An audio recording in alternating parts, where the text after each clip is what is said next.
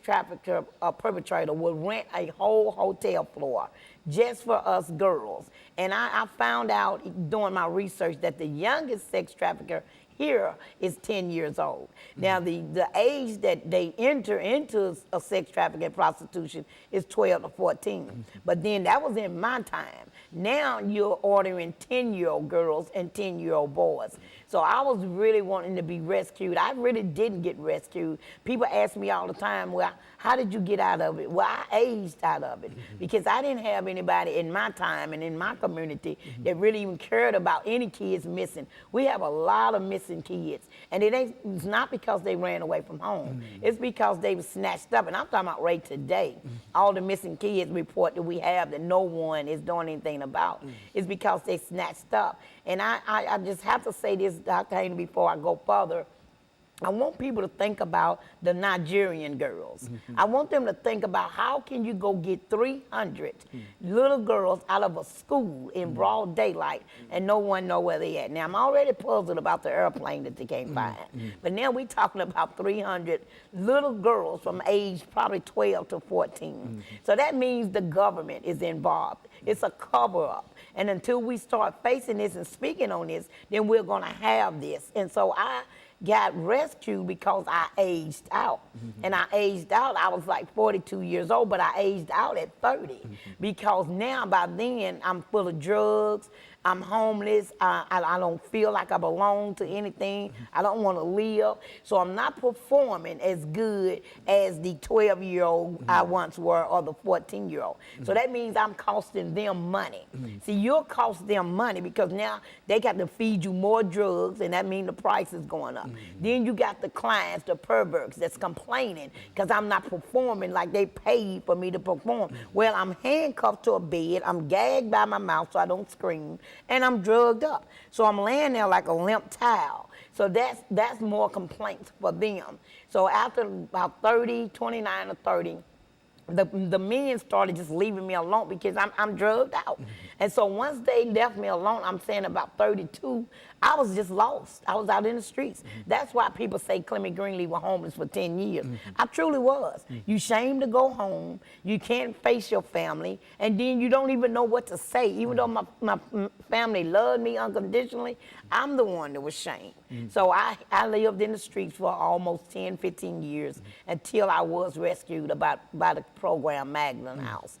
And one of the young ladies, Regina Mullins, who kind of lived that same lifestyle, she went and got help first, and she came back and got me. So when I entered the Magdalene program at 42 years old, keep in mind now, I'm 42, I feel like I'm an old woman, I'm uneducated, I'm drugged out, and I don't have anything to live for.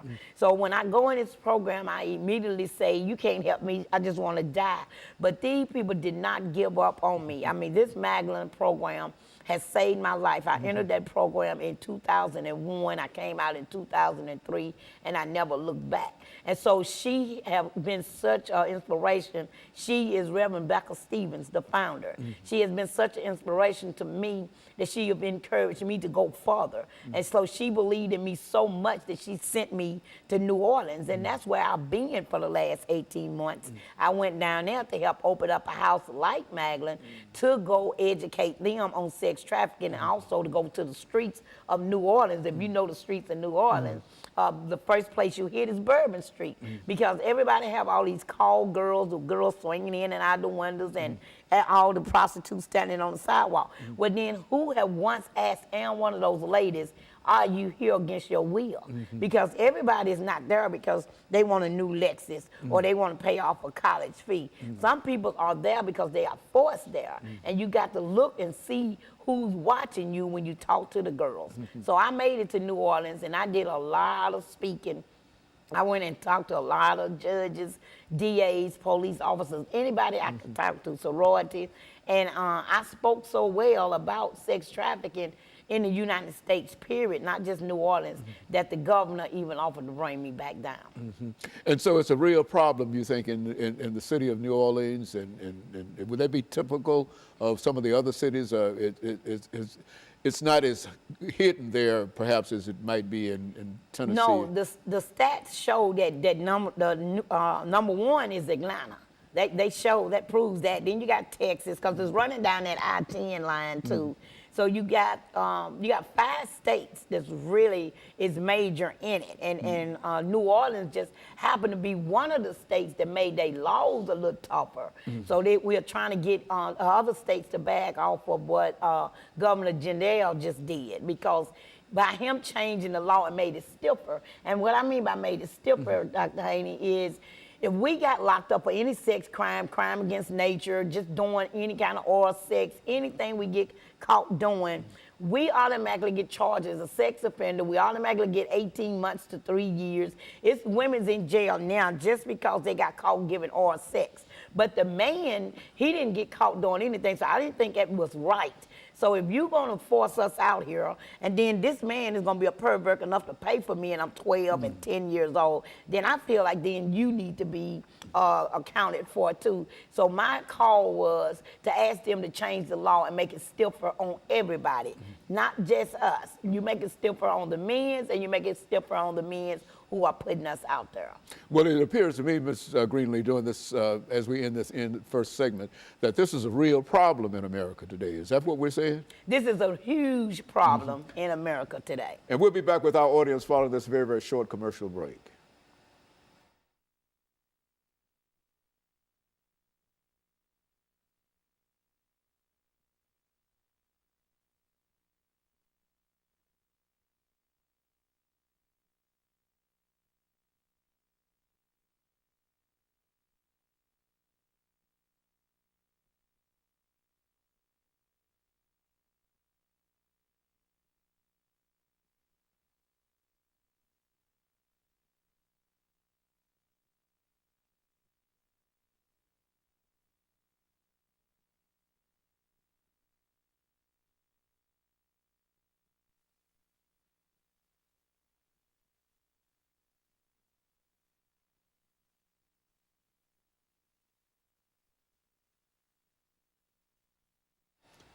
Thank you and welcome back to the final segment of the show for today.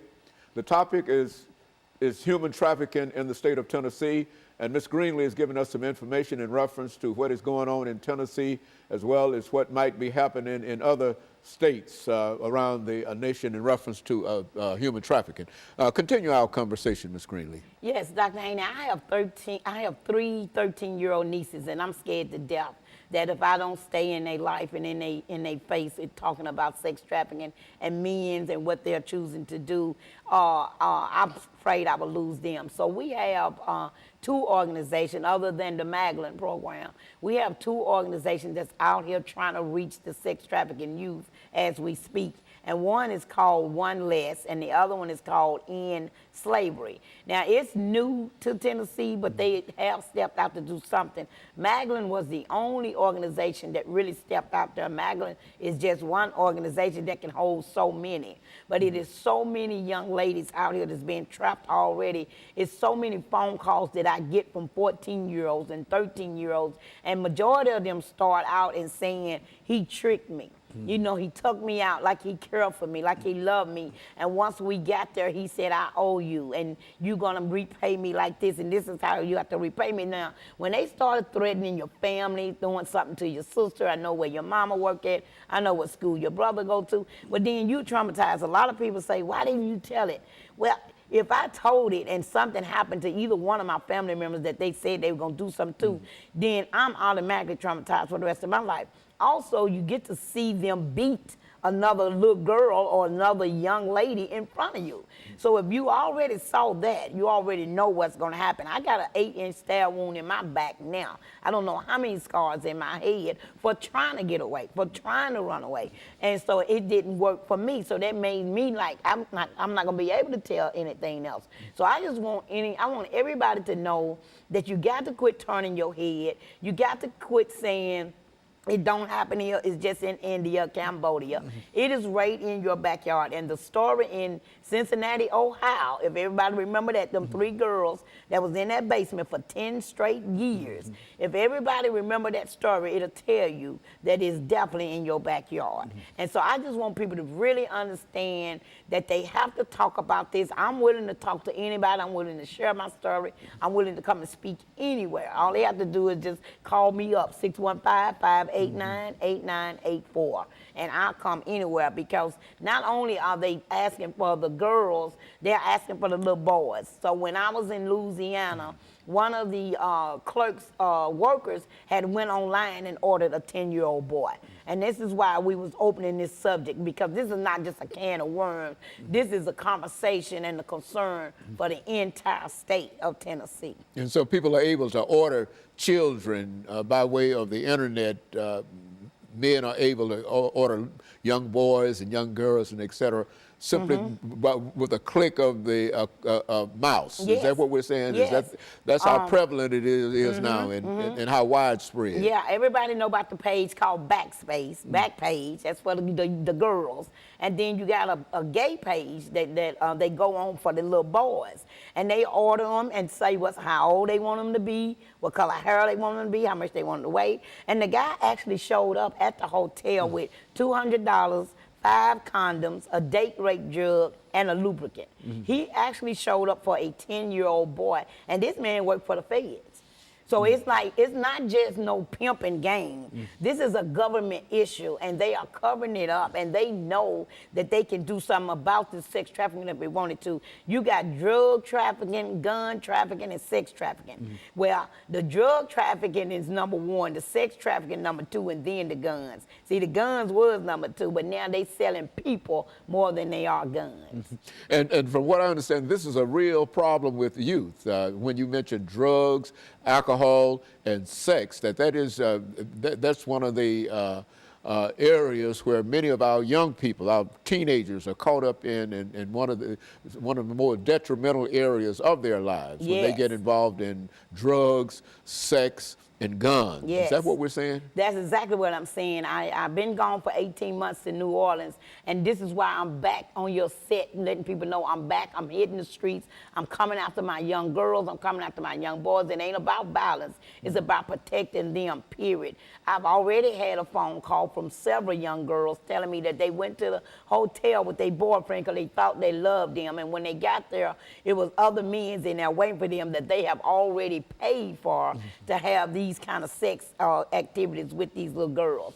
They are getting caught up once they turn me onto that X pill or that bar or that crack or the heroin that's coming out now. The new heroin is coming back. Once they get the young girls on that right there, then they're on their way to being sold as slaves. We've got to do more, you think, as a community and as a society in reference to this, Ms. CGreenlee. Yes. Having had a chance to work, what would you suggest that we do in terms of trying to get a handle on this? Number 1, I suggest the subject start happening in church. The subject start being talked about in schools, and the subject start being talked about in libraries, because those are the 3 places where they all are gathered at. And I know people don't want to talk about sex in church, but you need to talk about sex in church. You need to talk about sex trafficking. It's right next door. All of these black girls that are missing has not ran away from home. And I'm not just throwing it on a racial thing, but you tend to look for more other colors, like India or white or Latinos or something. You tend to look for them more than you do black. If you go on black page, black girls missing, you'll see a bunch of us missing. So why nobody looking for them? How we know they're not tied up? How we know they're not in the basement gagged up and shot up for the dope and can't scream? Because for a long time I was gagged up, I was shot up for the dope, and I couldn't scream.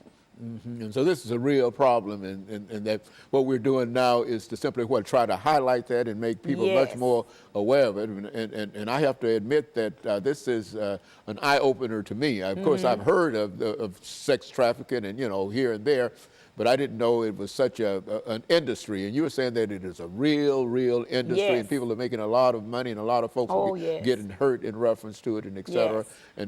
And I think you mentioned the problem down in Louisiana, where the government is actually changing things in such a way that's detrimental to young girls more than anything else. Yes. Is that what we're? Yes, he had made the laws even stricter for the perpetrators now and the pimps. Like I said, the pimps is not in an afro and a Cadillac anymore.